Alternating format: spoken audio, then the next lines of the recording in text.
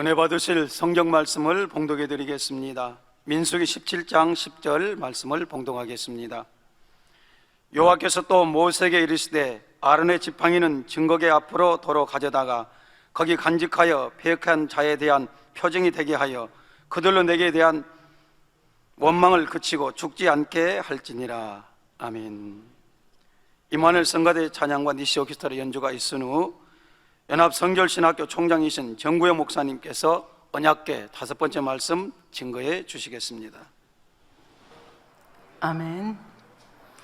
저희들이 성막 공부를 하면서 이제 언약궤에 대해서 오늘 5번째인데요. 오늘로 언약궤 말씀은 끝을 맺으려고 합니다. 언약궤 속에 무엇이 들어있는가? 히브리서 9장 4절에 의하면 3가지가 들어있다 말씀하고 있습니다. 만나가 담긴 금항아리, 그 다음에 십계명 2돌판, 그리고 오늘 우리가 보게 될 아론의 쌍난 지팡이 3가지가 들어있었다고 얘기를 합니다. 그래서 우리는 지난 2시간에 거쳐서 만나 담긴 금항아리, 또 십계명 2돌판이 왜 언약궤 속에 언약궤 속에 넣으라고 하셨는지 그 역사적인 배경과 또 교훈에 대해서 우리들이 살펴보았습니다. 이 시간에는 아론의 쌍난 지팡이가 또 이제 언약궤 속에 들어가 있거든요. 그래서 왜 거기다 넣으라고 하셨는지, 아론의 쌍난 지팡이는 도대체 뭔지 하는 것을 이번 시간에 좀 공부를 해보도록 하겠습니다. 아론의 쌍난 지팡이를 우리가 알기 위해서는 17장, 민수기 17장만 딱 집어서 하면 전체를 파악하기 힘들기 때문에 여러분들이 많이 들으셨지만 고라의 반역 사건부터 시작을 해서 어떻게, 왜 이것과 연결해서 아론의 쌍난 지팡이를 언약궤 속에 집어넣으라고 하셨는지까지를 먼저 한번 살펴보도록 하겠습니다. 이 고라 반역 사건이 언제 일어났는지에 대해서는 정확하게 몇 년, 몇 월, 며칠 이렇게 나와 있지는 않습니다. 그러나 우리가 성경을 읽어가다 보면 이제 만나가 제일 먼저 나오고, 그 다음에 십계명 2돌판이 나오고, 그 다음에 시내산에서 교육을 다 마치고 레위기 다 받고, 그리고 이제 하나님이 명령하신 대로 인구조사도 하고, 그리고 움직여서 이제 하나님께서 약속하신 젖과 꿀이 흐르는 가나안 땅으로 진군해 가고 있었습니다. 그래서 가데스 바네아라는 곳에 이르러서 12명의 정탐꾼을 보내자고 제안을 해서 12명의 정탐꾼을 보냈는데, 그 정탐꾼들 중에 10명이 굉장히 부정적인 보고를 하게 되고, 그 부정적인 보고에 백성들이 다 현혹이 돼서 믿음의 고백을 하지 못했습니다.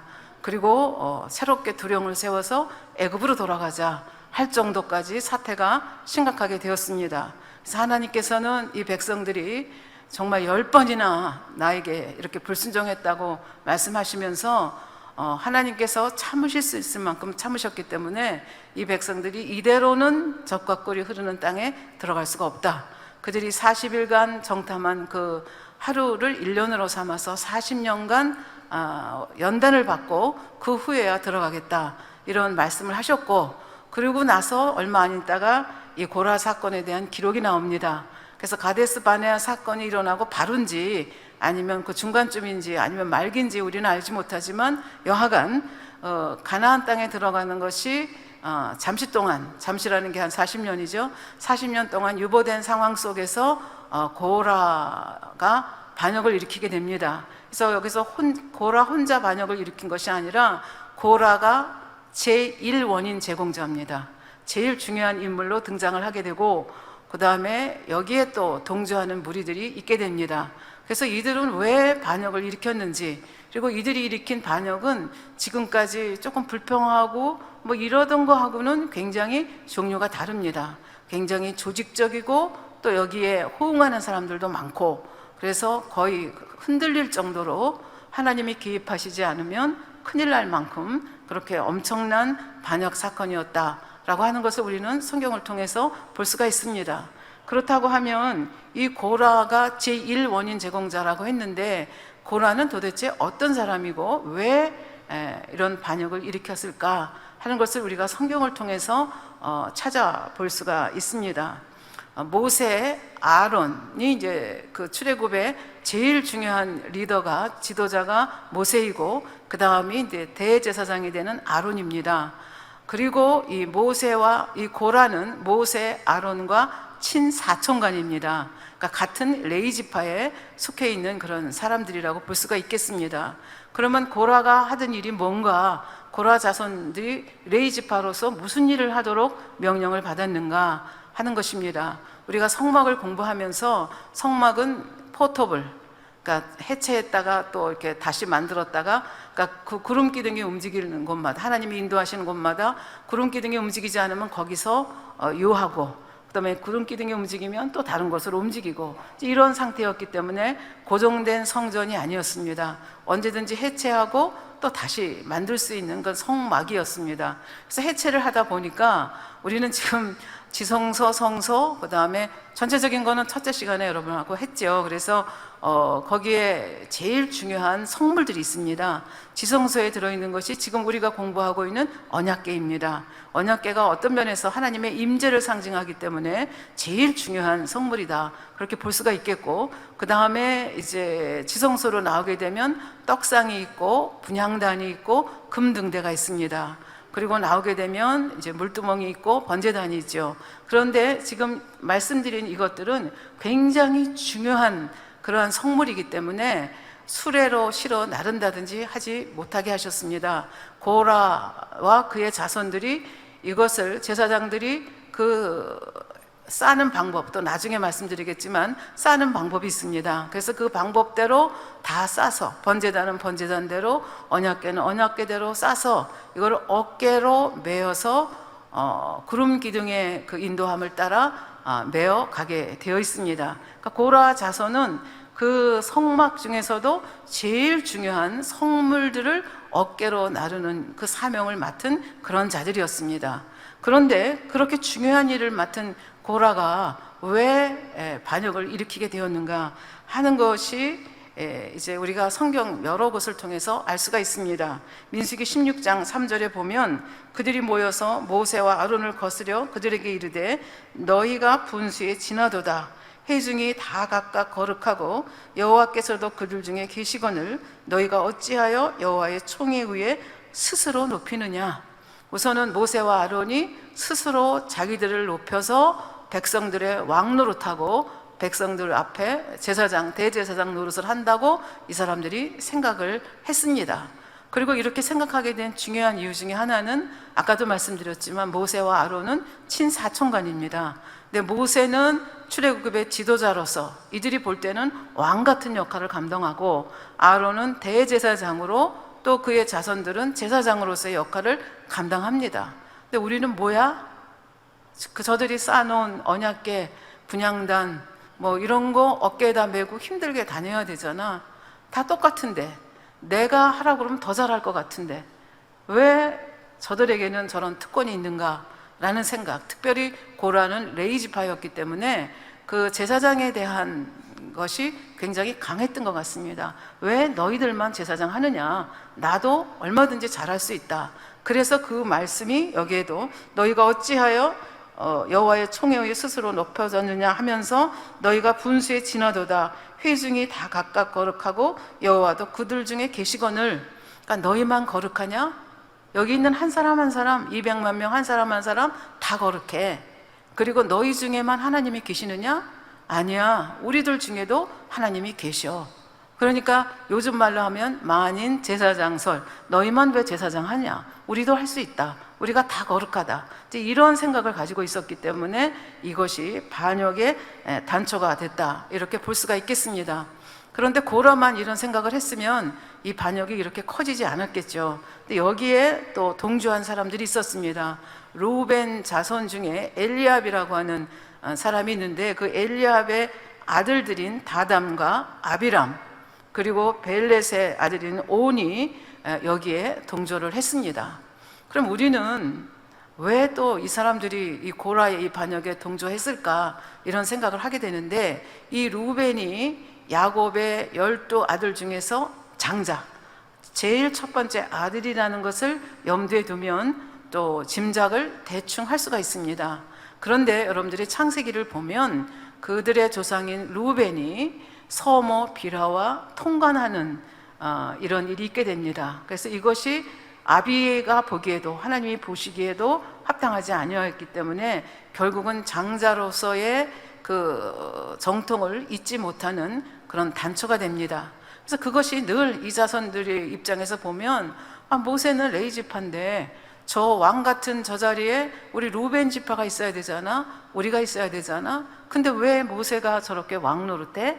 이것이 이들이 가지고 있는 생각이었습니다. 그렇기 때문에 고라의 반역에 쉽게 동조할 수가 있었습니다. 그리고 여기에 또 반역한 사람들이 있었습니다. 민수기 16장 2절에 보면 이스라엘 자손 총회의 택함을 받은 자, 곧 회의 중에 유명한 어떤 족장 250인이 함께 동조를 했습니다. 여기 족장이 250인만 되는 게 아니라 굉장히 수가 많았는데 그 중에서도 유력한 족장들 250명이 어디에 동정을 했느냐? 고라 일당의 반역에 동정을 했습니다. 그러니까 굉장히 생각보다 규모가 큰 반란이다, 이렇게 볼 수가 있겠습니다. 그러면 이들이 반란을 일으킨 것이 도대체 왜 죄가 되느냐 하는 문제를 여기서 생각해 볼 수가 있겠습니다. 아까도 고라당이 너희가 모세와 아론에게 너희가 분수에 넘친 일을 한다 그러면서 비난한 것을 볼 수가 있습니다. 분수에 넘친 일을 한다고 하는 것은 스스로 높아서 잘난 체 한다, 뭐 이런 뜻이라고 볼 수가 있겠습니다. 그러니까 이들이 생각하기에 모세나 아론은 하나님이 세운 것이 아니라 자기들 스스로 잘난 척 해가지고 왕 노릇하고 대제사장 노릇한다, 이렇게 이제 생각을 했다 하는 것을 볼 수가 있습니다. 이렇게 너희들이 스스로 높아져서 왕 노릇하지 않느냐, 제사장 노릇하지 않느냐, 이렇게 비난하는 이들에게 모세 선지자는 민수기 16장 9절 10절에 이렇게 얘기합니다.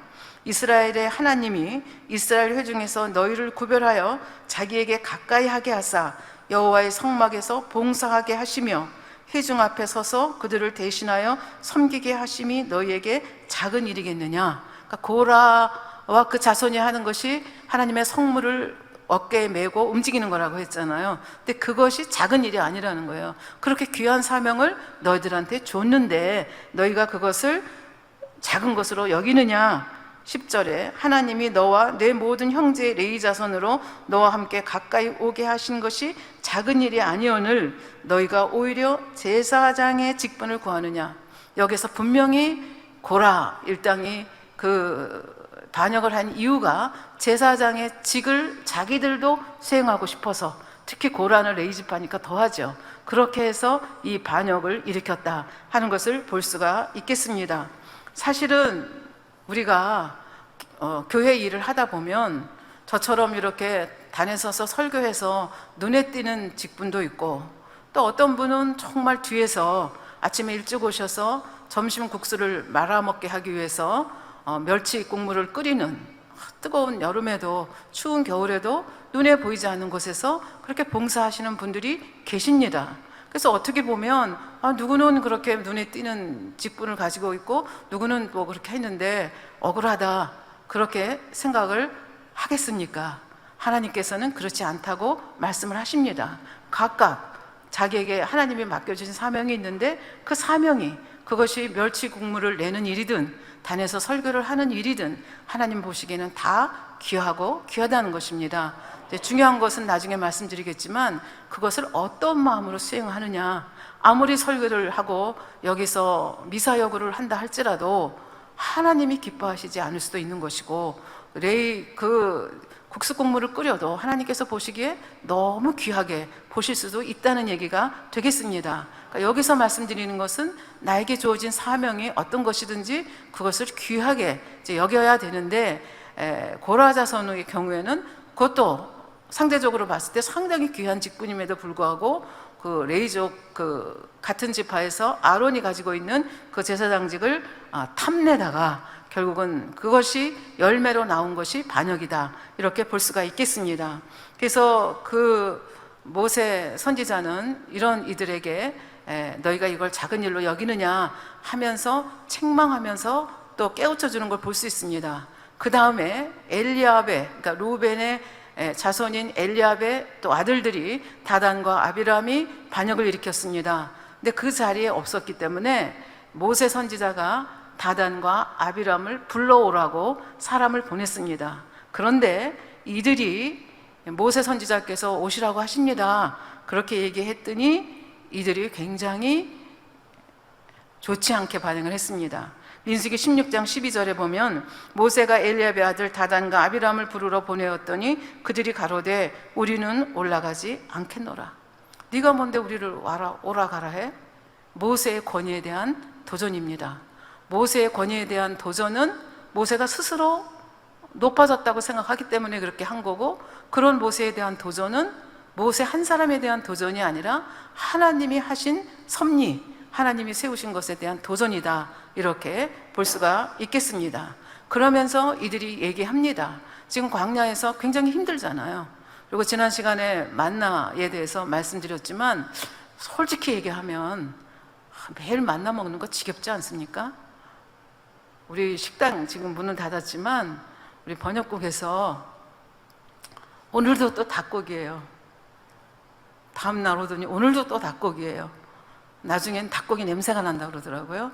그러니까 맨날 주는 것도 아니고 일주일에 좀 자주 닭고기 줬는데도 닭고기 싫다고, 냄새가 나서 닭고기 보기도 싫다고 이렇게 얘기를 하는데, 사실 솔직히 얘기하면 맨날 똑같은 음식 먹는 이들이 실증이 안 났을 리가 없습니다. 그럼에도 불구하고 이들은 뭐에 대한 소망이 있어요? 하나님께서 인도하실 땅에 대한 소망이 있고 하나님의 백성으로서 지금 훈련을 받고 있다는 것을 알기 때문에 이제 그것을 참아내고 감사하게 생각하고 가야 하는 입장인데, 이제 그 날이 많다 보니까 이 사람들이 그 다단과 아비람이 얘기하기를 우리를 젖과 꿀이 흐르는 가나안 땅으로 인도해 드리겠다고 하더니 인도해 드리기는커녕 우리를 젖과 꿀이 흐르는 애굽 땅에서 인도해서 지금 우리를 이렇게 못 살게 굴고 있다, 이렇게 오히려 말하는 것을 볼 수가 있습니다. 그러니까 애굽에 살았을 때 매일 매 맞고, 그리고 뭐 그렇게 식량을 많이 줬겠습니까? 배고플 때도 있었지만 때로는 던져주는 떡을 먹고 오이를 먹었던 그 기억, 그것이 지금 만나만 먹는 것보다 젖과 꿀이 흐르는 땅이었다고 지금 생각을 하는데 문제가 있는 거죠. 그래서 하나님이 쓰신 용어 젖과 꿀이 흐르는 땅은 애굽 땅이 아니라 가나안 땅인데, 애굽 땅이 젖과 꿀이 흐르는 땅이라고 오히려 거세게 반항하는 모습을 볼 수가 있습니다. 그러면서 14절에 보면 이뿐 아니라 내가 우리를 젖과 꿀이 흐르는 땅으로 인도하여 드리지도 아니하고 밭과 포도원을 우리에게 기업으로 주지도 아니하니 내가 이 사람들의 눈을 빼려느냐? 왜 포도도 안 주고 밭도 안 줘? 근데 이 이유는 이 사람들이 너무나 잘 알아요. 모세 선지자나 아론에게 이유가 있는 것이 아니잖아요. 자기들이 10번 이상이나 반역했기 때문에 가데스 바네아 사건이 결정적인 사건이 돼서 결국은 지금 광야의 훈련을 받고 있는데, 그거는 새카맣게 잊어버리고 누가? 모세와 아론이 이들을 이렇게 고생시킨다고 생각을 했기 때문에 이제 지금 이런 말이 나오는 거죠. 그러면서 모세를 뭐라 그래요? 내가 이 사람들의 눈을 빼려느냐? 이거를 공동 번역으로 읽어보면 이 백성들을 장님으로 만들 셈이냐, 그런 얘기거든요. 그러니까 우리를 시각장애인으로 알아? 우리도 알 거 다 알아. 너 사기꾼이지. 이렇게 하면서 모세 선지자를 사기꾼으로 몰아세우는 이런 모습을 볼 수가 있습니다. 그래서 이러한 이들을 보면서 모세가 어떻게 반응을 했는가? 모세도 대단히 화가 났습니다. 화가 났음에도 불구하고 이들을 상대로 해서 네가 옳으니 내가 옳으니 싸우는 것이 아니라 하나님 앞에 기도합니다. 뭐라고 기도를 하는가 하면 민수기 16장 15절에 보면 모세가 심히 노하여 여호와께 여짜오되 주는 그들의 예물을 돌아보지 마옵소서. 나는 그들의 한 아기도 취하지 아니하였고 그들의 한 사람도 해하지 아니하였나이다. 왜 우리 위에서 스스로 왕노릇하느냐? 네가 왜 멋대로 이래라 저래라 하느냐? 그렇게 질책을 했지만 모세 선지자는 하나님 앞에 맹세코 얘기합니다. 나는 나귀 새끼 하나도 취하지 아니하였고 한 사람도 내가 해하지 아니하였다. 그리고 나는 하나님 앞에 정정당당합니다. 이렇게 얘기를 하고 또 고라에게 이렇게 얘기를 합니다. 너와 너의 온 무리는 아론과 함께 내일 아침 여호와 앞에 회막으로 나오라. 근데 그냥 나오는 게 아니라 분양할 그 향로를 가지고 나오라. 그래서 250인이 250개 각각 하나씩 가지고 나오고, 그 다음에 너와 아론도, 고라와 아론도 향로를 가지고 나오라고 합니다. 이 향로는 누가 쓰는 것입니까? 제사장들이 분향할 때 쓰는 것입니다. 그러니까 이 사람들이 뭐라 그랬어요? 너만 제사장이냐? 우리도 제사장 될 수 있다. 근데 왜 너희만 제사장으로 타느냐 하는 것에 대한 답변을 주고 싶은 겁니다. 그러니까 너희들이 다 250개 가지고 다 나와. 하나님이 누가 옳은지 하나님이 정해줄 것이다 라고 하면서 그 다음날 나오라고 합니다. 그랬더니 이 사람들이 좀 벌벌 떨었으면 좋겠는데 벌벌 떨지 않고 19절에 보면 고라가 온 회중을 회막문에 모아놓고, 고라가 너희들 그래봤자 너희 2명밖에 안 돼. 나를 동조하는 사람이 얼마나 많은 줄 알아? 그래서 지금까지 드러난 사람들, 고라와 다단과 아비람과 족장 250인 외에 여기 보면 온 회중을 회막문에 모아놨다고 그랬습니다. 그러니까 모을 수 있는, 동조하는, 지금까지는 자기의 색깔을 드러내지 않고 회색빛으로 있다가 이렇게 반역이 일어나고 이런 일이 일어나니까 고라 편에 서는 그런 사람들까지 다 불러 모았습니다. 근데 얼마나 많았는지 온 회중을 회막문 앞에 모았다 이렇게 얘기를 합니다. 그러면서 그 두 사람을 대적하려 하매, 그러니까 가만히 있는 게 아니라, 봤지? 나와 함께 하는 사람이 이같이 많어. 너희들 그래봤자 소용없어. 그리고 정말 대적해서 이 사람을 죽이려고 했는지 어떻게 했는지 모르지만 대적하려고 하는 순간에 성경에 보면 여호와의 영광이 온 회중에게 나타났다 이렇게 되어 있습니다. 그러니까 이들이 그 반역하는 강도가 점점 세지는 걸 볼 수 있습니다. 제일 처음에는 말로 했습니다. 너희들 하는 짓이 분수에 지나치도다. 스스로 높은 채 하는구나 그렇게 말하다가, 두 번째는 뭐라고 얘기했어요? 모세를 사기꾼으로 음해를 했습니다. 그 다음에 세 번째 하는 것이 그 많은 회중들을 모아놓고 죽이려고 대적하는 모습으로 나타나는 것을 볼 수 있습니다. 하나님께서 이때 전격적으로 개입을 하십니다. 그러면서 모세에게 뭐라고 말씀을 하시는가 하면은 민수기 16장 20절 21절에 보면 여호와께서 모세와 아론에게 일러 가라사대 너희는 이 회중에게서 떠나라. 내가 순식간에 그들을 멸하려 하노라.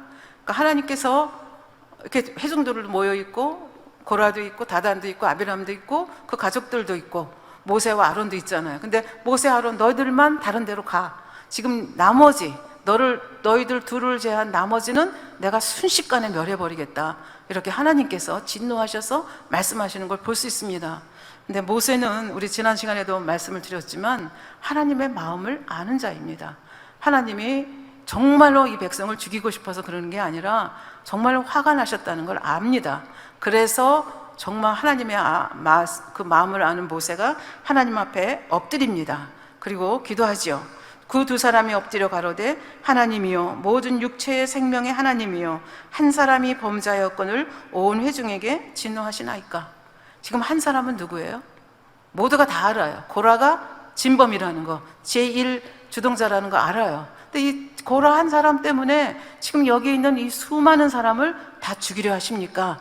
라고 하나님 앞에 간언하는 모습을 볼 수가 있습니다. 그랬더니 하나님께서는, 그러니까 지금 모세의 마음은 뭐예요? 고라 한 사람만 처치하시고 나머지는 다 살려주세요. 이렇게 하는 거죠. 그랬더니 하나님께서 어떻게 대답하시는가 하면 23절 24절에 보면 여호와께서 모세에게 일러 가라사대 회중에게 명하여 이르기를 너희는 고라와 다단과 아비람의 장막 사면에서 떠나라 하라. 그러니까 모세의 말씀을, 모세의 기도를 하나님께서 들어주신 거예요. 그래서 고라, 다단, 아비람 이 장막에서 너희들이 떠나라. 그러면 너희들은 심판에서 면제가 된다. 그렇게 얘기하는 거죠. 그러니까 백성들이 무섭죠. 무서우니까 다 떠나가고 지금 누가 남아요? 고라, 다단, 아비람. 그리고 이제 250인의 그 족장의 대표들 250명이 남아있는 것을 볼 수가 있습니다. 민수기 16장 25절 26절에 보면 이렇게 되어 있습니다. 모세가 일어나 다단과 아비람에게로 가니 이스라엘 장로들이 쫓았더라. 모세가 회중에게 일러 가라사대 이 악인들의 장막에서 떠나고 그들의 물건은 아무것도 만지지 말라. 그들의 모든 죄 중에서 너희도 멸망할까 두려워하노라 하매. 그랬더니 회중들이 다 떠났습니다. 다 떠나고 그럼에도 불구하고 눈 깜짝하지 않고 남아있는 사람들이 있었습니다. 무리가 고라와 다단과 아비람의 장막 사면을 떠나고 다단과 아비람은 그 처자와 이와들과 함께 나와서 자기 장막문에 선지라. 해보려면 해봐. 하나님 두려운 것이 없는 거죠. 이때 고라는 이들에게 말합니다.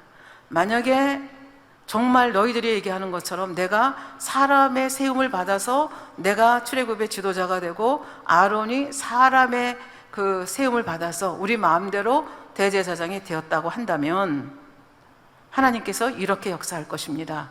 그렇게 얘기를 하면서 이제 그 29절에 보면 곧 이 사람들이 죽음이 모든 사람과 일반이요 그들이 당하는 벌이 모든 사람과 일반이면 우리가 잘못한 겁니다. 우리가 잘난 척하고 왕노릇하고 대제사장 노릇한 것입니다. 그러나 만일 30절에 보면 여호와께서 새 일을 행하사, 그 새 일이 뭐냐 하면 땅으로 입을 열어 이 사람들과 그들의 모든 소속을 삼켜 사한 채로 음부에 빠지게 하시면 우리가 우리 마음대로 리더가 된 것이 아니고 지도자가 된 것이 아니다 하는 것을 하나님이 알려주실 것이다. 이렇게 선포하는 순간 하나님의 심판이 임하는 거예요. 그래서 그 민수기 16장 35절에 보면 그 31절, 33절에 보면 이 모든 일을 마치는 동시에, 그러니까 모세가 이 말을 마치자마자 그들의 땅이 갈라지니라. 그들의 땅은 누구예요? 고라와 다단과 아비람과 그 가족들이 모여있는 땅이죠.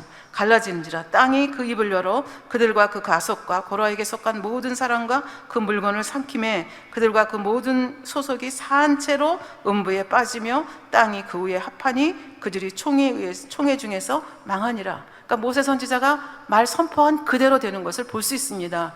그냥 우연히도 거기에 지진이 일어나서 그들 땅에만 지진이 일어나서 그들이 삼켜졌어. 그게 아니라 하나님이 진노하셔서 그 많은 회막 중에서 그들이 서 있는 그 회막만 이렇게 땅이 꺼지면서 어떻게 해요? 갈라지고 그들이 삼켜지고 다시 땅이 합해지는, 그래서 사한 채로 심판을 받는 모습을 그들 눈으로 똑똑히 보았습니다. 그리고 족장 252는 성경 말씀에 민수기 16장 35절에 여호와께로서 불이 나와서 분향하는 250인을 소멸하였더라 라고 성경은 기록을 하고 있습니다. 그러니까 하나님의 징계가 고라의 반역 일당들에게 임한 것을 볼 수가 있습니다. 이제 이 정도 되면 엄청 무섭잖아요.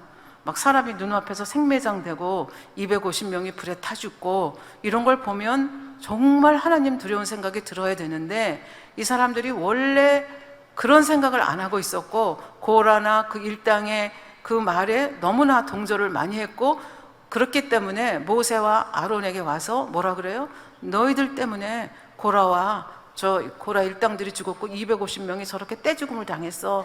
너희들 때문이야 라고 하면서 이들 앞에 그 원망하는 그런 모습을 볼 수가 있습니다. 그랬더니 이럴 때, 그래서 이 회중이 말만 한 것이 아니라 모세와 아론을 치려고 했어요. 치려고 했다는 것은 죽이려고 했다는 얘기죠. 그 순간 구름이 회막에 덮였고 여호와의 영광이 나타났습니다. 이번에는 내가 얘들을 다 전멸하겠다 그런 말씀 하나님이 안 하십니다. 그냥 심판을 곧바로 시작을 한 겁니다. 근데 그 심판하신 것을 모세와 아론이 깨닫는 거예요. 그래서 모세가 아론에게 큰일 났다, 이거 잘못하면 백성들이 전멸당하겠구나 그러면서 아론에게 얘기합니다. 너 대제사장이잖아. 향로에 향을 피워가지고 가서 빨리 백성들 사이에 가. 그래서 죽은 자와 산 자 사이에서 이걸 어떻게든지 막아야 돼. 그렇게 얘기합니다. 아론이 순종합니다. 근데 이 사람들이 누굽니까? 바로 5분 전, 5초 전만 해도 이 모세와 아론을 죽이려고 했던 사람들입니다. 살인하려고 했던 사람입니다. 그 무서운 사람들 속으로 누가 아론이 향로를 가지고 피워가지고 지금 죽을 힘을 다해서 뛰어가서 죽은 자, 넘어지는 자 하고 산 자 사이에 섰습니다. 그 짧은 시간 동안에 얼마나 많은 사람이 죽었느냐? 성경은 14,700명이 죽었다고 합니다. 만약에 모세와 아론이 이렇게 행동하지 않았더라면 하나님의 진노로 인해서 이스라엘 백성들, 불평하는 백성들이 그냥 무지깃으로 넘어져서 연병으로 죽을 수 있는 그런 상황이었습니다. 그래서 이런 상황 속에서 모세가 진실로 대제사장의 자기의 생명을 염두에 두고 대제사장의 역할을 하는 걸 볼 수 있습니다. 사실 연병은 시체에 닿으면 나도 병에 걸릴 수 있잖아요. 근데 그거를 감수하고 이 백성을 어떻게든지 살려보겠다고 그 향로를 가지고 뛰어다니는 아론을 한번 생각해 보십시오. 정말 대제사장의 자격이 있는 사람 아닙니까? 그래서 하나님은 이제 이들에게 그 아론의 이런 모습, 모세의 이런 모습을 보여주는 걸 볼 수 있습니다. 하나님께서는 이것으로 족하지 않다고 생각했습니다. 이 백성이 이렇게 마음이 강팍하고 또 뭐 조그만 것만 있으면 원망하고 불평하고 폐기하기 때문에 아예 도장을 꽝 찍어야 되겠다고 생각을 했습니다. 그 사건이 아론의 쌍난 지팡이 사건입니다. 누가 제사장의 자격이 있느냐? 그것을 하나님이 인증해 주시는 사건이 바로 아론의 쌍난 지팡이 사건이다, 이렇게 볼 수 있습니다. 민수기 17장 4절에 보면 그 12지파에게 지팡이 하나씩 가져오라고 합니다. 지팡이는 마른 나무 아닙니까? 그래서 마른 나무 가져오게 하고 그 지팡이 중에서 예를 들면 루벤 지파, 아셀 지파 이렇게 다 쓴 다음에 레위 지파는 레위 지파라고 쓰지 말고 아론이라고 쓰라고 합니다. 왜? 고라가 제사장의 직분을 탐했잖아요. 그러니까 하나님께서 누구를 제사장으로 세우는지를 더 분명하게 알려주기 위해서 레위 지파에는 아론의 이름을 쓰라고 합니다. 그래서 그 민수기 17장 4절에 있는 대로 그 지팡이를 회막 안에서 내가 너희와 만나는 곳인 증거궤 앞에 두라. 증거궤는 언약궤거든요. 언약궤 앞에 두라는 거예요. 그러면 지성소 가장 거룩한 곳에 이걸 둔 거잖아요. 그러면 지성소에 두라고 하는 것은 하나님께서 친히 역사하시겠다는 그런 뜻이죠. 그래서 하룻밤 거기에 두고 이튿날 갔더니 8절에 보면 이튿날 모세가 증거의 장막 안에 들어가 본즉 레위 집을 위하여 낸 아론의 지팡이에 움이 돋고 순이 나고 꽃이 피어서 살구 열매가 열렸더라. 사실은 마른 나무에서 움이 돋는 것도 기적이고 싹이 나는 것도 기적이고 꽃이 피는 것도 기적이고 하룻밤 만에 열매가 맺히는 것도 기적입니다. 우리는 영의 세계에 대해서 배웠기 때문에 그 3차원의 공간을 씌우면 이런 일이 일어날 수 있다는 것을 당장 설교를 통해서 우리가 배웠습니다. 그래서 하나님께서 그 12개의 지팡이 중에서 하나만, 누구의 지팡이? 아론의 지팡이에만 움이 돋고 싹이 나고 꽃이 피고 열매가 맺히는 그런 기적을 베푸셨습니다. 그래서 12개의 지팡이를 다 갖다 놓고 보니까 그 아론의 지팡이에만 싹이 난 거예요. 그래서 백성들에게 뭘 가르쳐 주시고자 하시는 것입니까? 내가 내 주권에 따라서 누구를 제사장으로 택했는가? 아론을 내가 제사장으로 택했으니까 너희는 더 이상 여기에 대해서 왈가왈부하지 말아라. 원망하고 불평해서 죽는 일이 없도록 해라 하는 그 사인으로 이 아론의 쌍난 지팡이를 이렇게 역사하신 것입니다. 그래서 오늘 아까 읽어주신 민수기 17장 10절 말씀에 보면 여호와께서 또 모세에게 이르시되 아론의 지팡이는 증거궤 앞으로 도로 가져다가 거기 간직하며, 왜 간직하게 하는가 하면 패역한 자에 대한 표징이 되게 하여 그들로 내게 대한 원망을 그치고 죽지 않게 할지니라. 그렇게 해서 이 아론의 쌍난 지팡이가 언약궤 속에 들어가게 된 것입니다. 그래서 아론의 쌍난 지팡이를 민수기 17장만 떡 띄어서 얘기하면 앞뒤가 잘 안 맞기 때문에 조금 좀 긴 것 같지만 고라의 그 반역 사건과 연결시켜서 왜 하나님께서 이렇게까지 하셔야 됐는가 하는 것을 지금까지 설명을 했습니다. 이제 지금부터는 왜 그러면 하나님은 언약궤 속에 이 아론의 쌍난 지팡이를 넣게 하셨을까에 대해서 세 가지로 좀 정리를 해 보도록 하겠습니다. 아까도 얘기했지만 우리는 이런저런 사명을 맡고 있습니다. 눈에 띄는 사명도 있고, 성가대들도 눈에 띄잖아요. 저렇게 옷 입고 앉아 있으니까 오늘 누가 왔구나, 오늘 누구 참 이쁘네, 뭐 이러면서 우리가 점검하잖아요. 저도 여기서 점검하거든요. 저기도 왔네, 저기도 왔네. 눈에 띄는 직분이죠. 근데 아까도 얘기했지만 눈에 띄지 않는 직분들이 있거든요. 그리고 뭐 한 교회 안에서뿐만 아니라 또 세계의 기독교 역사를 보면 저 몇 사람 살지도 않은 섬에 가서 그 몇도 안 되는 영혼들을 놓고 사역하는 목사님들도 계십니다. 또 오늘 죽일지 내일 죽을지 모르는 곳에 가서 순교를 각오하고 선교하시는 분도 계십니다. 내가 어느 목사님 설교를 듣다 보니까 이런 얘기를 하더라고요. 그분도 뭐 천국을 좀 보고 오신 분 같아요.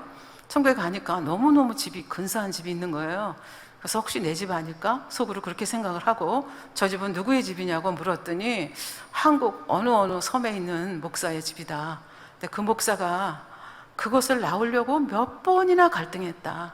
성도가 10명도 안 되는데 내가 언제까지 여기 이렇게 있어야 되나. 그래서 5년이 되고 난 다음에 짐을 싸가지고 도시로 나오려고 했는데 그 영혼들 때문에 차마 못 나왔다. 그래서 결국은 몇 번 그가 짐을 쌌지만 결국은 거기서 일생을 마쳤다. 우리가 볼 때는 예를 들어 10명밖에 안 되는 영혼이다. 그러면 수적으로 생각하면 아무것도 아닌 것처럼 생각할 수 있지만 하나님께서 보실 때는 그렇지 않다는 거예요. 그래서 그 호화 찬란하고 귀한 집이 내 집이 아니라 그 이름 없는 한국의 어느 섬에서 사역하신 분의 집이라는 그런 얘기를 제가 들었습니다.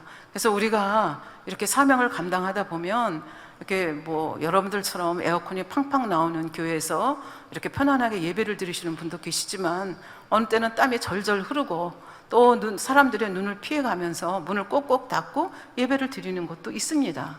그러면 그런 사람들이 볼 때 그 사람들은 너무나 편안하게 예배 드리지 않습니까? 우리는 뭡니까?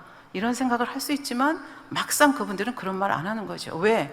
예수 그리스도를 만났기 때문입니다. 하나님의 아들이 사람의 몸을 입고 이 땅에 오셨고 그분이 나를 위해서 십자가에 돌아가셨고 그분이 부활하셨고 그래서 내가 천국 시민이 될 수 있다. 이거 하나만, 이 하나님 나라에 대한 소망이 있기 때문에, 그리고 하나님이 상 주시님을 너희는 믿어야 할지니라 말씀하셨잖아요. 그러니까 나를 지금도 보고 계시고 상 주실 그분이 계시는 것을 알기에 지금의 이 고통이 고통으로 느껴지지 아니하고 오히려 감사함으로, 나에게, 이 보잘것없는 나에게 이와 같은 사명 주신 거 감사합니다, 이런 기도를 할 수가 있다는 얘기죠. 어떤 목사님이 그 사역 초년에 시골 교회에 가서 목회를 하게 되었습니다. 아무리 애를 써도 교회는 성장하지를 않습니다. 교인들은 변화될 기세가 안 보입니다. 목회가 너무 어려워서 좌절이 되고 갈등이 심하게 일어났습니다. 그러던 어느 날 주일 설교를 하는데 갑자기 성도님들이 다 보는 앞에서 안면 근육에 마비가 와서 교인들이 다 보는 앞에서 얼굴이 틀어졌습니다. 그래서 말을 할 수가 없게 됐습니다. 설교를 끝내지 못하고 단을 내려왔습니다. 너무 비참했습니다. 그래서 기도원에 가서 금식 기도하면서 하나님 앞에 처절하게 몸부림쳤습니다. 말이 기도지. 사실 이런 상황에 오면 여러분들도 정말 울부짖지 않겠습니까? 그래서 이분도 하나님 저를 목사로 세우시고 이 꼴이 뭡니까? 목회도 안 되고 설교는 저에게 너무 큰 스트레스입니다.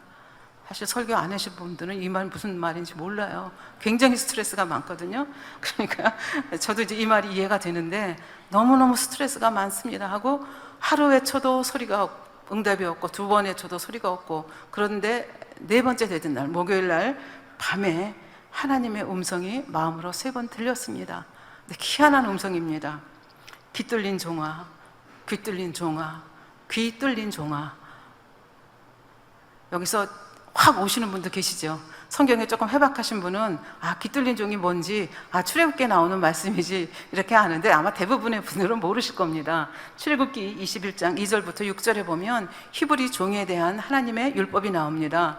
이제 뭐 같은 민족이라 할지라도, 히브리인이라 할지라도 돈이 없으면 몸이 팔려가서 종이 될 수 있잖아요. 그런데 하나님께서는 이방인들은 아니지만 히브리인들이 히브리인들에게 팔려서 종이 됐을 때는 6년 동안 종으로 봉사를 하고 7년 때는 해방이 되도록 그렇게 역사하셨습니다. 그러면서 이 사람이 단신으로 갔으면 단신으로 나오고 아내를 데리고 갔으면 아내를 데리고 종에서 해방이 돼서 나올 수가 있는데, 만약에 그 집에 가서 주인이 아내를 얻어줘서 그 집에서 6년 살다가 아기까지 낳았다. 그런데 내가 자유하고 싶다. 그러면 자기만 나가는 거예요. 남자만 나가고 부인과 아이는, 왜냐하면 주인의 것이기 때문에 못 가지고 나갑니다. 이런 상황 속에서, 아니면 뭐 내가 단신으로 들어왔다 하더라도 그 주인이 너무 좋기 때문에 나는 이 집에서 영영 종으로 살겠습니다. 그런 마음이 있을 때 어떻게 해야 되느냐 하는 것이 이제 깃들린 종의 내역입니다. 그래서 출애굽기 21장 5절에 보면 종이 진종으로 말하기를 내가 상전과 내 처자를 사랑하니 나가서 자유하지 않겠노라. 그러니까 저는 나가서 자유인이 되기 원치 않아요. 저는 주인님을 섬기기 원하고 내 아내와 내 자식들과 같이 주인님과 여기서 영영 살기를 원해요. 그럼 말로만 끝나는 것이 아니라 6절 상전이 그를 데리고 재판장에게로 갈 것이요 또 그를 문이나 문설지에 데리고 가서 그것에다가 송것으로 그 길을 뚫을 것이라. 그가 영영이 그 상전을 섬기리라. 재판장한테 가서 뭐 서약을 하든지 사인을 하든지 하는 거죠. 그리고 어떻게 해요? 문에다가 아니면 문설주, 문 기둥 얘기하거든요. 거기다가 길을 대고 송곳을 대고 망치로 뚫는 거예요. 이게 깃들린 종이거든요. 그래서 내가 이 주인에게 영영토록 속해 있다 하는 것을 이제 깃들린 종이라고 얘기를 하거든요. 근데 이 목사님이 기도를 하는데 깃들린 종아, 깃들린 종아, 깃들린 종아 이렇게 얘기를 하는 거예요. 그러니까 이제 목사님이니까 찾아보셨겠죠. 그러면서 이제 이 예화가 들어있는 그 책에 보면 그 깃들린 종이 가지고 있는 세 가지 단점이 있고 세 가지 장점이 있다고 합니다. 단점은 뭐냐면 아까도 얘기했죠. 이게 생사를 문에다 대고 문 설주에다 대고 망치로 뚫어야 되니까 얼마나 아프겠습니까? 너무 아프다는 거. 두 번째는 이게 딱 표시가 나기 때문에 귀가 뻥 뚫려 있으니까 저 사람은 종이라는 거 누구든지 다 알아요. 그거. 그 다음에 세 번째는 더 좋은 것이 있어도 갈 수가 없어요. 왜? 그 집에 영영한 종이 되기로 약속했기 때문에. 이게 단점이라면 단점입니다. 그럼 장점이라고 하는 것은 뭐냐? 노예 상인으로부터 보호를 받습니다. 왜? 다른 이미 영영이 종이 되기로 어느 주인에게 속해 있기 때문에 노예 상인이 이 사람을 잡아서 팔 수가 없습니다. 그 다음에 두 번째는 주인이 열쇠를 맡깁니다. 왜? 이 사람은 도망갈 이유가 없잖아요. 영영이 나와 함께 평생 같이 할 거니까 곳간 열쇠를 맡긴다는 거죠. 그러니까 그만큼 신뢰를 한다는 거죠. 세 번째 장점이 뭐냐 하면 주인과 한 상에서 밥을 먹을 수 있습니다. 그러니까 한 식구로 대우를 해준다는 거죠. 그래서 이것을 읽고 나서 이분이 하나님 앞에 감사의 눈물을 흘리면서 이렇게 기도했습니다. 하나님, 저는 하나님의 영원한 종, 깃들린 종입니다.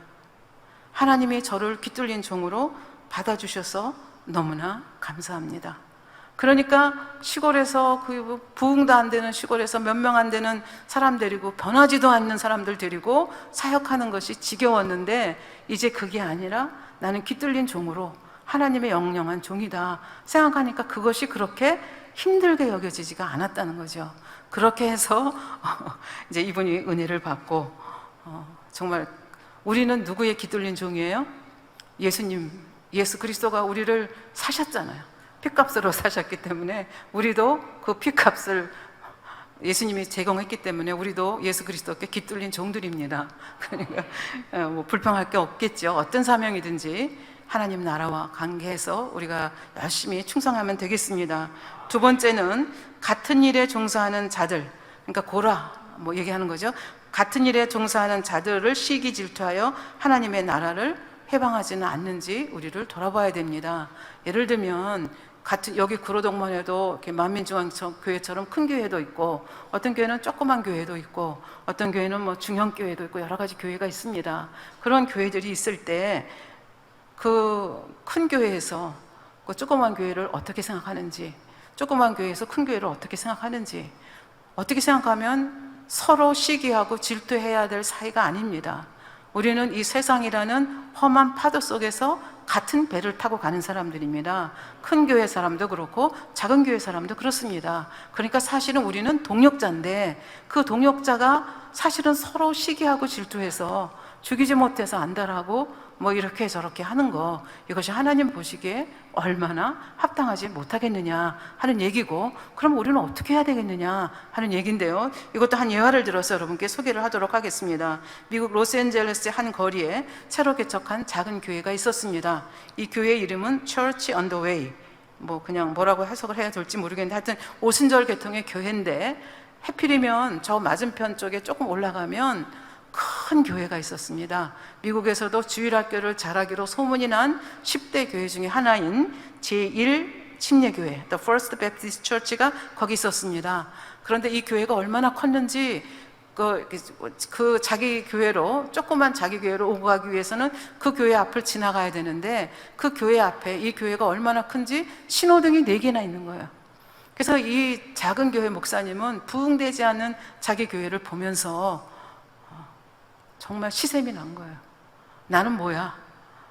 그러면서 그 큰 교회를 축복하지 못하고 시기하고 질투하는 마음이 있고, 또 그 교회로 바쁘게 돌아가는 성도들을 보면서 괜히 시기하고 질투하는 마음이 마음속에 무럭무럭 자라기 시작했습니다.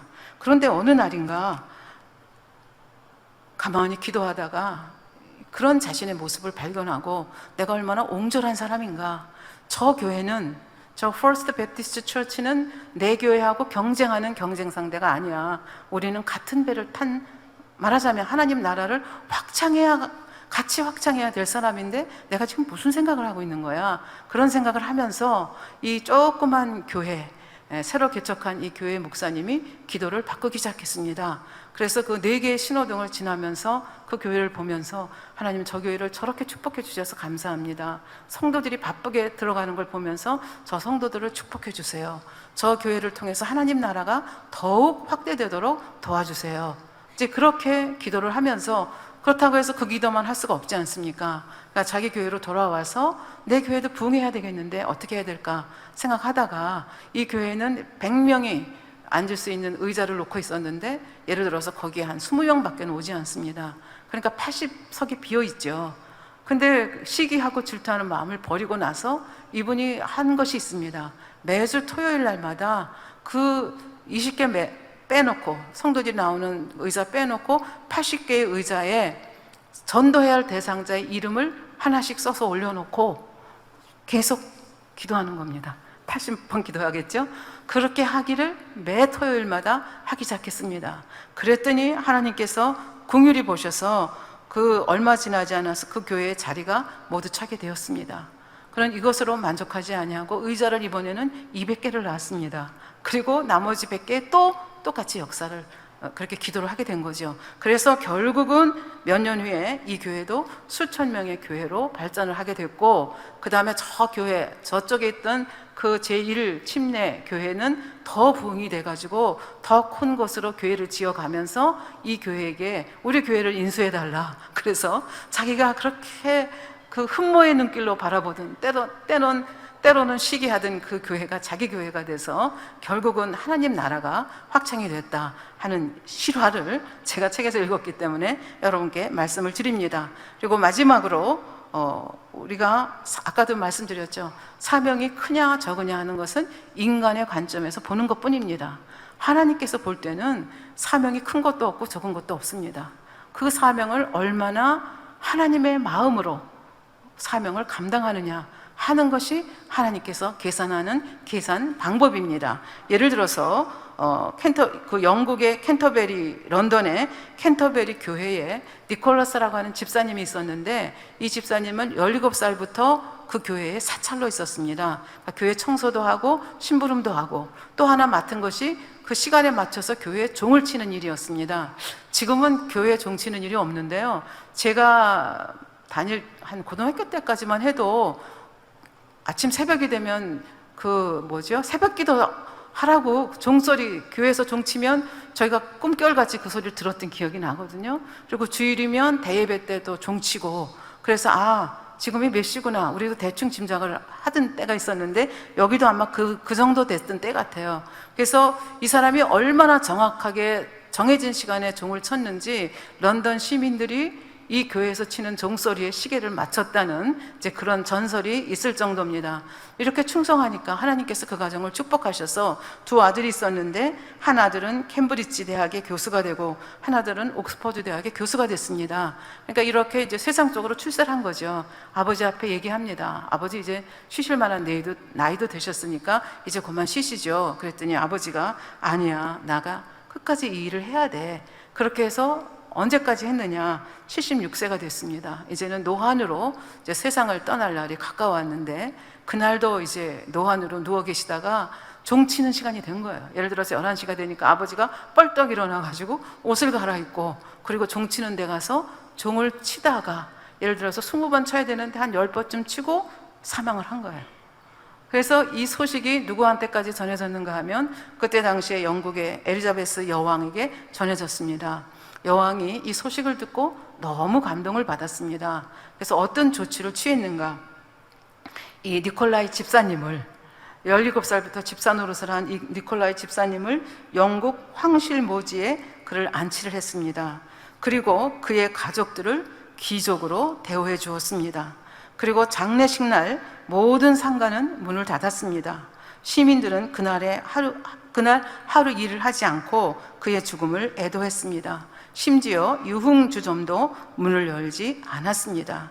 그리고 후에 그가 세상을 떠나던 날이 런던의 공휴일로 지정이 되었습니다. 하늘나라에 가서만 상을 받는 것이 아니라 이 땅에서도 이런 상을 받는 일이 있다는 거죠. 그러니까 그때 당시에 성직자들이 많았겠는데 그 성직자가 황실 묘지에 묻혔다는 기록은 없거든요. 그런데 이 니콜라이 집사님이 황실 묘지에 묻히는 영광, 그리고 자손들이 귀족으로 대우받는 영광, 그리고 그가 죽은 날을 니콜라이 집사님의 날로 해서 공휴일로 정하는 이런 영광을 받았다는 얘기입니다. 그러니까 하나님께서 보시는 것은 언약궤를 메고 힘들게 다니느냐, 그것이 귀찮느냐, 그것을 보는 게 아니라 그것을 얼마나 감사한 마음으로 보느냐. 떡상에 그 떡을 안식일마다 교체하는데 그 떡을 만드는 일을 하찮게 생각하느냐, 아니면 내가 하나님의 떡상에 떡을 만들어 올린다는 것을 너무 귀하게 생각해서 정말 마음을 다해서 바치느냐, 이걸 아버지 하나님께서 보신다는 거죠. 그러니까 천국에 가면 놀랄 일이 있다고 그러잖아요. 그 사람 꼭 와야 되는데 못 온 거고, 저 사람은 누구야? 이름도 없는데 와 있는 사람이고 어떻게 나 같은 자가 여기 와 있어? 그래서 3번 놀란다고 얘기를 하잖아요. 그러니까 천국은 우리가 생각하는 그 판단 기준으로 판단할 것이 아니라는 얘기가 되겠습니다. 그래서 오늘을 끝으로 해서 언약궤에 대해서 2시간 얘기했고, 그 다음에 언약궤에 들어있는 3가지 성물에 대해서 이렇게 말씀을 드렸습니다. 근데 여러분들이 성경을 읽어가다 보면 솔로몬이 성전을 짓고 언약궤를 이제 솔로몬 성전을 지을 때 다른 건 다 다시 만들어요. 예를 들면 물두멍도 하나만 있는 게 아니라 뭐 더 크게 여러 개를 만들거든요. 근데 언약궤는 그대로 가져가요. 근데 그 언약궤 속에 열왕기상 8장 9절에 보면 궤 안에는 2 돌판 외에 아무것도 없으니, 그러니까 아까 3개가 들어있다고 했는데 이 솔로몬 성전이 지어졌을 때는 언약궤밖에 없었다는 얘기예요. 그러면 만나 담은 금항아리와 그 쌍난 그 아론의 지팡이는 어디 갔지? 그리고 나중에 이스라엘 유다가 망하잖아요. 그 성전이 다 무너집니다. 주전 586년에 무너지죠. 이때 언약궤 2 돌판, 그 속에 들어있던 2 돌판이 어디 갔는지 성경은 말해주고 있지 않습니다. 그러니까 이제 이런 것까지 다 하려면 시간이 많이 가니까 이제 나중에 혹 시간이 되면 이건 이제 성막의 역사, 또 성전의 역사하고 관련이 되기 때문에 이제 여러분들이 성경을 읽어 가시면 되겠습니다. 그래서 우리가 언약궤, 하나님의 임재를 상정하시는 것이고, 그 언약궤 십계명은 무엇이고, 속죄소는 무엇이고, 그룹은 무엇이고, 또 그 속에 3가지 성물, 우리에게 어떤 교훈을 주는가 하는 것을 우리가 좀 상고해 보았습니다. 우리가 정말 하나님 예수 그리스도를 마음으로부터 우리가 흠모한다면 우리는 어떻게 살아야 될 것인가 하는 것을, 언약궤에 대한 것을 한번 생각하시면서 다시 한번 마음에 새기시는 귀한 시간이 됐으면 좋겠습니다. 말씀 상고하시면서 기도하겠습니다. 아버지 하나님, 감사합니다. 우리 성막을 공부하는 중에 언약궤 속에 들어있는 3가지 성물에 대해서, 오늘은 마지막으로 아론의 쌍난 지팡이에 대해서 저희들이 생각해 보았습니다. 아버지, 저희 같은 것이 무엇이기에 구원해 주시고 또 귀한 사명 주셔서 아버지 하나님 마음에 아버지 하나님 우리 주님을 모시고 또 충성하며 나가게 하시는지요. 그러나 혹여나 우리 마음이 아버지 해이해지지는 않았는지, 아버지의 사랑을 감지하고 있지 못하고 있지는 않은지, 나는 정말 사랑으로 충성하고 있는지 다시 한번 나를 돌아보는 귀한 시간이 될 수 있도록 역사하여 주시옵소서. 감사드리며 우리 주 예수 그리스도의 이름으로 기도하옵나이다. 아멘. 영상을 통한 당장님의 환자 기도를 받겠습니다. 아픈 분들은 아픈 곳이나 연약한 곳에 손을 얹고 기도 받으시고, 아프지 않으신 분들은 가슴에 손을 얹고 마음의 손을 위해 믿음으로 기도 받으시기 바랍니다. 할렐루야. 전능하신 사랑의 아버지 하나님, 이 시간 기도받는 모든 성도님들 위해 안수하여 주옵소서. GCN과 인터넷과 화상을 통해 기도받는 지교회와 지성전, 그리고 전 세계 하나님의 자녀들 위에도 시공간을 초월하여 역사하여 주시기를 원합니다. 믿어지는 믿음을 주시고 부정적인 생각과 의심의 세력을 물리쳐 주옵시며 모든 시험 환난도 물리쳐 주옵소서. 머리부터 발끝까지 오장육부 뼈 마디마디 온몸의 신경 조직 세포 등 아픈 곳마다 성령의 불로 태우시고 근본의 빛으로 역사하여 주옵소서. 예수 그리스도의 이름으로 명하노니 원수마귀 사단 모든 질병 균 연약함아 물러가라. 빛이 임하라. 모든 불치 난치병도 성령의 불로 태워 깨끗게 하여 주옵소서. 말라리아를 비롯한 모든 풍토병도 물리쳐 주옵소서. 감기, 기침, 열, 몸살, 독감 등 각종 유행성 질병도 다 물러가라. 어떠한 유행성 질병 균도 틈타지 않게 지켜 주옵소서. 위암, 폐암, 간암, 유방암, 자궁암, 대장암, 피부암 등 각종 암과 에이즈, 백혈병, 뇌졸중, 고혈압, 저혈압, 심장병, 폐병, 위장병, 당뇨, 부인병, 피부병, 갑상선 질환과 모든 염증도 깨끗게 하여 주옵소서. 소아마비, 중풍, 관절염, 디스크도 온전케 하여 주옵소서. 요통, 두통, 신경통을 비롯한 모든 통증은 사라질지어다. 간질, 자폐증, 우울증, 조울증, 노이로제 등 모든 정신질환도 물러가라. 모든 마비된 것도 풀어지고 일어나 걷고 뛸지어다. 눈도 잘 보이게 하옵시고 귀도 잘 들리게 하여 주옵소서. 소경은 눈을 뜨고 기머거리는 들으며 벙어리는 말할지어다. 각종 사고, 후유증도 깨끗게 하시고 부러진 뼈도 붙여 주옵소서.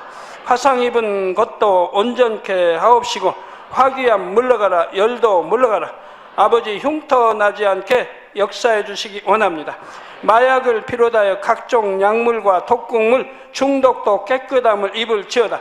죽은 신경과 세포가 살아나며 죽은 자도 살아나게 하여 주옵소서. 잉태의 축복도 주시기를 원합니다. 잉태의 축복을 받으라. 예수 그리스도의 이름으로 명하노니 원수마귀 사단아, 하늘 공중 곳에 잡은 악의 영들아 물러가라. 그의 사자들도 물러갈지니라. 이 땅의 악한 영, 더러운 영, 거짓되고 간사한 영, 이간질하고 미혹하는 모든 어둠들은 물러가라. 모든 흉악의 결박을 풀고 어둠아 물러가라. 빛이 임하라. 아버지 하나님, 부르짖어 기도할 수 있는 능력을 주시고 죄를 버리고 성결될 수 있는 능력을 주옵소서. 영원히 잘됨같이 범사에 잘되게 하시고 가정의 복음화도 이루어 주시기를 원합니다. 한 주간도 모든 사고와 재앙으로부터 지켜주시고 불통이 없는 형통한 삶을 살 수 있도록 축복해 주옵소서. 성령의 불담으로 천군 천사와 주님의 불꽃 같은 눈동자로 모든 하나님의 자녀들과 가정, 일도, 사업들을 지켜주시기를 원합니다. 학생들에게 지혜와 명철을 더하시고 공부할 수 있는 뜨거운 마음과 열정도 더하여 주옵소서. 마음과 생각을 세상에 빼앗기지 않도록 지키시고 하나님을 뜨겁게 사랑하는 학생들로 축복하여 주옵소서. 하나님의 자녀들이 먹으나 마시나 입으나 무엇을 하든지 하나님 앞에 영광 돌리는 삶이 되게 축복하여 주시기를 원합니다. 나는 하나님을 만났노라, 체험했노라, 응답 받았노라, 축복 받았노라 간증하는 입술이 되게 역사하여 주옵소서. 아버지 하나님 감사합니다. 홀로 영광 받으옵소서. 우리 주 예수 그리스도의 이름으로 기도하옵나이다. 아멘. 涙の中おらる主愛の主それは命与える救いの